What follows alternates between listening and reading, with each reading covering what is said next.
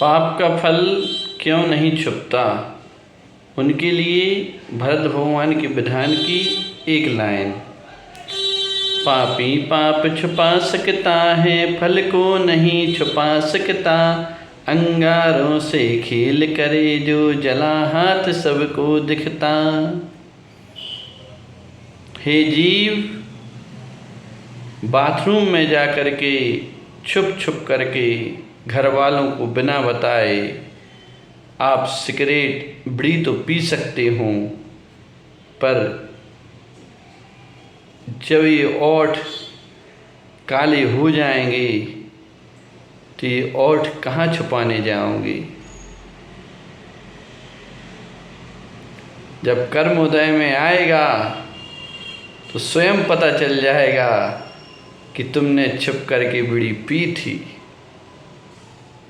छुप करके पाप किए थे। किसी से मत पूछो कि तुमने क्या बोया है। किसान खेत में बोनी करता है, हल के ऊपर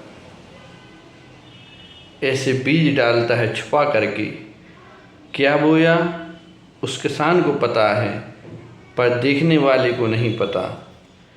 पूछने की ज़रूरत नहीं, बस कुछ पल का इंतज़ार करो। जब फसल पकती है, बालें खिलती हैं, तो बालें खुद बता देती हैं कि इसने चना बोए थे या गेहूँ बोए थे।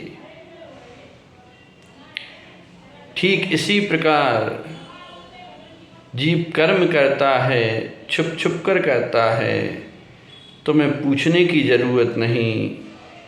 जब पुण्य का पाप का उदय आता है तो पता चल जाता है कि जीव ने अच्छे कर्म किए थे या बुरे कर्म किए थे, जीव ने पाप बोया था या पुण्य बोया था।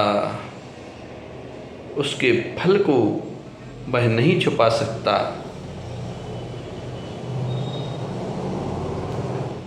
इसलिए ध्यान रखना,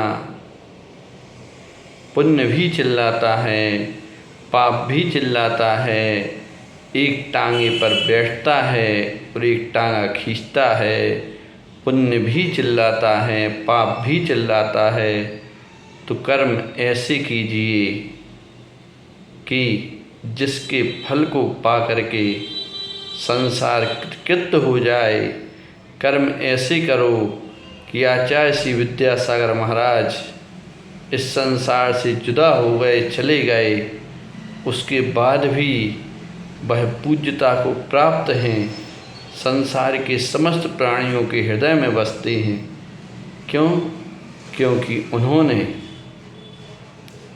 जो बोया था वो अच्छा बोया था। इसलिए उनकी जो फसल आज दिख रही है वह अच्छी दिख रही है। इसलिए एक बात याद रखना, पापी पाप छुपा सकता है, फल को नहीं छुपा सकता। अंगारों से खेल करे जो, जला हाथ सबको दिखता।